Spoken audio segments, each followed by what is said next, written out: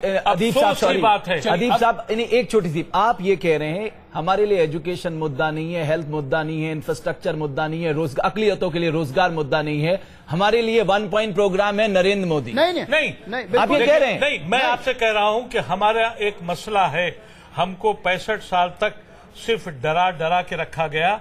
हमको ये नहीं कहा गया कि दंगे के बाद भी एक जिंदगी मैं आता हूं आपके पास, एक और रिपोर्ट हमें दिखानी है। इस बात पर भी इस रिपोर्ट को भी देख लेते हैं अपने भाई बीजेपी के साथ। आपको जवाब देंगे। आपको जरूरत क्या थी कि आप विदेश के आपने एम्बेसडर्स को बुलाया और उनके सामने हमारे अपने प्राइम मिनिस्टर प्रधानमंत्री। ओके, मैं आऊंगा आपके पास, लेकिन एक रिपोर्ट अदीब साहब, एक और रिपोर्ट हम संबित पात्रा साहब से जवाब लेंगे। हालांकि ऐसा नहीं है कि सभी जगह भीड़ को खरीदने के लिए सौदेबाजी पर बात हुई हो। अब आपको मिलवाते हैं एक ऐसे नेता जिनका दावा था कि वो मोदी के विकास के नाम पर भीड़ जुटाएंगे। मतलब किस तरीके से, मतलब क्या भीड़ इसमें जुटाई जाएगी, कहां से कितना करें? 20 से 25 हजार मुसलमान आने की इस कार्यक्रम में संभावना है। 29 तारीख के कार्यक्रम और हमारे 14 जिले हैं। पार्टी की दृष्टि से हमने हर जिले को 2000 लक्ष्य का टारगेट दिया। 14 जिले से 2000। और हमारी एक बड़ी बैठक हुई थी 19 सितंबर को इस कार्यक्रम की तैयारी के लिए, जिसमें दिल्ली के लगभग 1000 अल्पसंख्यक कार्यकर्ता जो हमारे पदाधिकारी हैं जिले में, मंडल में, प्रदेश में, वो उपस्थित रहे थे। कौन कौन रहे थे? जो हमारे पदाधिकारी 1000, लगभग 1000। 19 तारीख को जो हमने मीटिंग करी, उसके बाद 14 के 14 जिलों में हमारी बैठकें हो गई हैं और हर बैठक में हमारे 200 से अधिक संख्या रही कार्यकर्ताओं, जो कार्यकर्ताओं के माध्यम से, अल्पसंख्यक मोर्चा के कार्यकर्ताओं के माध्यम से अभी तक लगभग 350 बसें बुक हो चुकी हैं, जिसमें मुस्लिम समुदाय के, सिर्फ मुस्लिम अल्पसंख्यकों की बात कर रहा हूँ मैं। अच्छा, हाँ जी। इतने मुस्लिम कैसे इकट्ठे हो जाएगा साहब? तो मतलब आंकड़ा समझ में नहीं आ रहा। क्या नहीं आ रहा? आप कितने दिन से इस फील्ड में हो? तो इसमें तो काफी समय से है। आपने हमारा 23 जून का तारकटोरा स्टेडियम का कार्यक्रम देखा था? मैंने देखा था। उसमें देखा था कितना मुसलमान आए थे? उसमें मैंने 15,000 मुसलमान थे। तो जब वहाँ आ सकते हैं 15,000 मुसलमान, तो ये तो हम पूरा प्रयास कर रहे हैं, खूब मेहनत कर रहे हैं, घुमाएंगे। तो इसमें जो दिया गया है, जो 14 जिलों के आपके अध्यक्ष लोग हैं, उनके दिया गया है, तो किस तरीके से मतलब भीड़ को मतलब जुटा है? हम छोटी छोटी मीटिंगें कर रहे हैं, कॉर्नर मीटिंग मुस्लिम इलाकों, और वहाँ पर हम उनकी समस्याएं, देश की समस्याएं, और जो कांग्रेस के शासन में आज तक मुसलमानों के साथ बुरे व्यवहार हुआ है, उस समस्याएं हम उनके बीच में रख रहे हैं। तो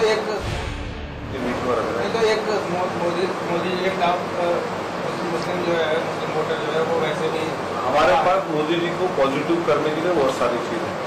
2002 के बाद से 2013 तक के लिए बीच का जो उनका एक कार्यकाल है, 11 साल का, इस 11 साल में गुजरात में किसी एक भी दंगे का ना होना, ये अपने आप में एक उपलब्धि है। और आजाद हिंदुस्तान की तारीख पहला एक राज्य गुजरात ऐसा है जहां पर दंगाइयों को, चाहे मंत्री हो या संतरी, IAS हो या IPS, जेल की सलाखों के पीछे भेजा जाए।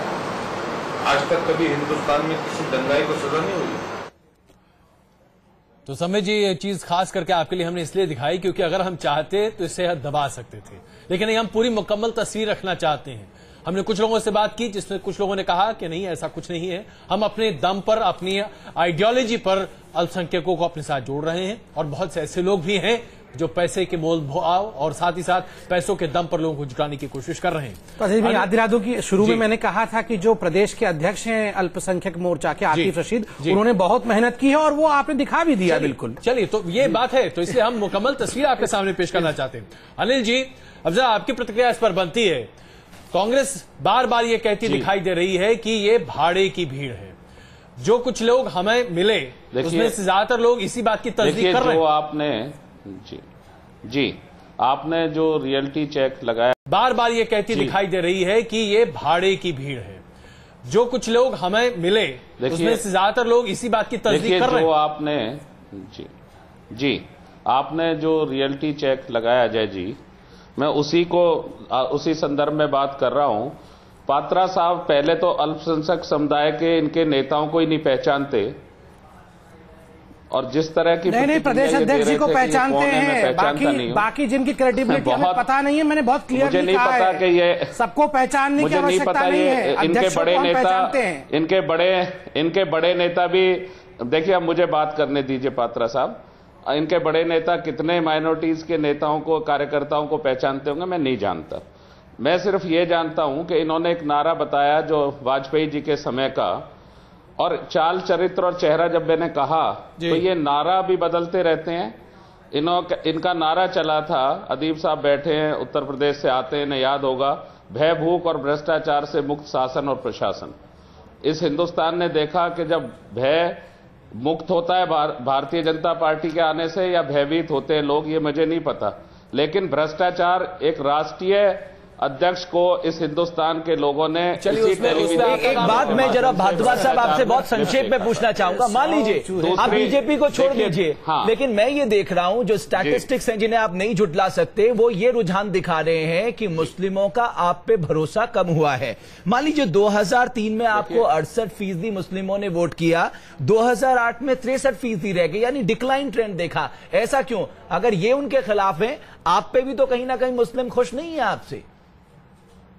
नहीं, देखिए, हम किसी हिंदुस्तान में जो हमारी विचारधारा है, जिसको हम प्रवाह करते हैं, वो 135 साल से उसमें कभी बदलाव नहीं हुआ है, और वो विचारधारा है महात्मा गांधी की विचारधारा, सबको साथ लेकर चलने की विचारधारा, सर्वधर्म समभाव की विचारधारा। आप भी जानते हैं कि वोट बैंक की राजनीति आप भी जबरदस्त करते हैं। हमारे लोग, ऐसा नहीं है कि आप नहीं करते हैं, लेकिन आज भारतीय जनता पार्टी की कलई खुल रही है, वो शायद कभी आपका नंबर भी आएगा। हमारा जो रास्ता है वो सबको साथ लेकर चलने का रास्ता है, और वही व्यक्ति इस हिंदुस्तान का विकास कर सकता है जो सब। चलिए, अभी इस पर तो आखिरकार वोटर तय करेगा कि वो किसे प्रधानमंत्री पद के तौर पर आगे बढ़ाता हुआ दिखाई देगा, या किस पार्टी को पहले, उसके बाद पार्टी तय करेगी कि नेता उसका कौन आगे बढ़ता हुआ दिखता है।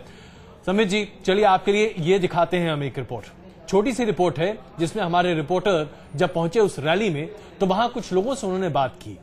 उसमें से लोगों ने क्या कहा देखिए, और खुद ही आप समझ जाएंगे कि कैसे बिना प्रलोभन दिए, बहुत ज्यादा लोग वहां नहीं आए थे, जो कुछ एक लोग हमें मिले वो ऐसे ही थे जो प्रलोभनवश वहां मौजूद थे, जो अल्पसंख्यक समुदाय का प्रतिनिधित्व करते हुए दिखाई दे रहे थे।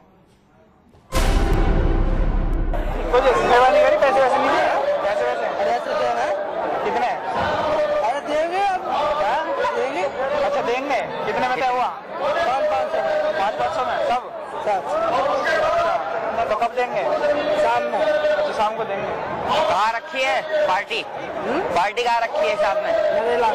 मेरे चंद हॉस्पिटल के पास में। कितनी बस आई है तुम्हारी? बस आई 45।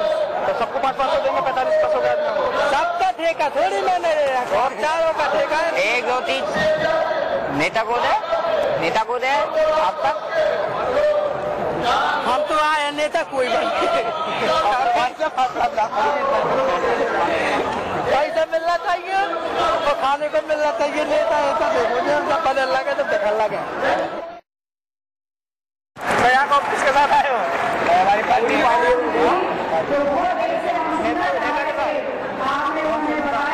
मेरा मालूम है तो बीजेपी बना देते नहीं। अच्छा, भाई कितने का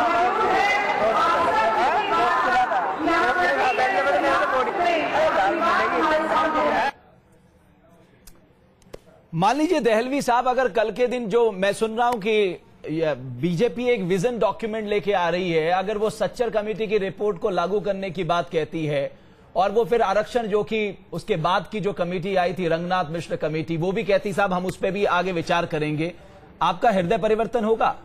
देखिए, इसमें हृदय परिवर्तन की बात नहीं है। बीजेपी को बहुत सारे बुनियादी जवाब देने, और पहली चीज भट्ट आपको मुझे जरा कहने दीजिएगा, मैंने पहले ही कहा अल्पसंख्यक और बहुसंख्यक की बात नहीं है, ये भारत के भविष्य की बात है। सवाल जो मैंने कल भी, अगर आपको मालूम होगा, एक जगह मैंने कहा, और मैं चाहता हूं कि पात्रा साहब या नरेंद्र मोदी इस बात का जवाब दें जी। इन्होंने बार बार सोशल मीडिया पे एक बात चल रही है, एक देश एक प्रधान एक सारी चीजें। यूनिफॉर्म सिविल कोड से जो ये मुद्दा बीजेपी के पास एक बहुत पुराना है, उससे खाली हमको नुकसान नहीं पहुंच रहा जी, उससे अकाल तख्त की क्रेडिबिलिटी को भी हो रहा है। अकाल तख्त का क्या भविष्य होगा ये भी इनको तय करना है। सर, लेकिन मैं दहलवी साहब एक बात से आपसे सहमत नहीं हूं। आप लोग ने एक मुद्दा बना लिया आज नरेंद्र मोदी को। हमारे आप लोगों का आप लोग अपने लिटरेसी रेट को मुद्दा नहीं बनाते।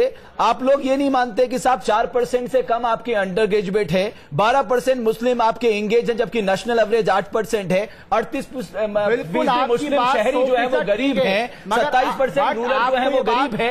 ये मुद्दा आपके लिए नहीं है। बिल्कुल, मैं आपके साथ हूं। आज की अगर आप रिपोर्ट पढ़ लें, आज की रिपोर्ट में यह है कि गुजरात का मुसलमान आसाम और उड़ीसा के मुसलमान से भी बदतर जिंदगी गुजार रहा है और 2002 के बाद से आज तक उनका रेट लगातार गिर रहा है। लेकिन वहीं की जनता चुनकर नरेंद्र मोदी को वहां भेज रही है। ये बात गलत है। 35% लोग वोट देते हैं, वोट नहीं मिलता। 35% लोग वोट देते हैं देहलवी साहब। कौन वोट देते हैं? जिस नेशनल इलेक्शन स्टडी की ये रिपोर्ट है 35%। आपको रहना है, गाँव में रहना होगा, कौन है कौन नहीं देता होगा। दलवी साहब, वोट देता कौन है कौन नहीं देता ये निजी चॉइस है, इस पर आप ये जनता का अपना वो है कर सकते हैं। लेकिन संबित जी, आपने कहा कि भाई कौन लोग आते हैं, तो आपके 2 लोग हमने दिखा भी दिया आपके सामने। आपने सैंपल साइज 2 लोगों का रखा है, आप बताइए 5-7 लाख लोगों में 2 लाख और किस रैली की? अच्छा चलिए अजय जी, आपने पूछा है, मैं जवाब दे दूं। देखिए ऐसा है, आप भी जानते हैं कि ये ह्यूमनली पॉसिबल किसी भी रिपोर्टर के लिए नहीं है कि आपके पूरे 5 लाख लोगों का आकलन कर ले कि भाई साहब आप पैसे लेके आए या मुफ्त में आए। 2 चीजें जाहिर सी बात है, इसमें बहुत बड़ी संख्या है लोगों की जो खुद नरेंद्र मोदी को सुनने आए हैं, लेकिन इसमें बहुत बड़ी संख्या उन लोगों की है जो अल्पसंख्यक होने का दावा करते हैं या अल्पसंख्यक हैं जो कि नरेंद्र मोदी को सुनने नहीं आए। अब मैं जवाब दूं, आप जानते हैं सिर्फ पैसे के लिए आए। बहुत सारे क्वेश्चंस फाइल अप हो गए हैं, अब मुझे जवाब देने दीजिए। पहला विषय है, मैं बहुत टेक्निकली जवाब दूंगा। पहला, with all due credibility and respect, देखिए हमने देखा नहीं कि नरेंद्र मोदी जी का भाषण हो रहा था, वो 2 लोगों का आपने स्टिंग किया, ठीक है, वो भी ठीक होगा।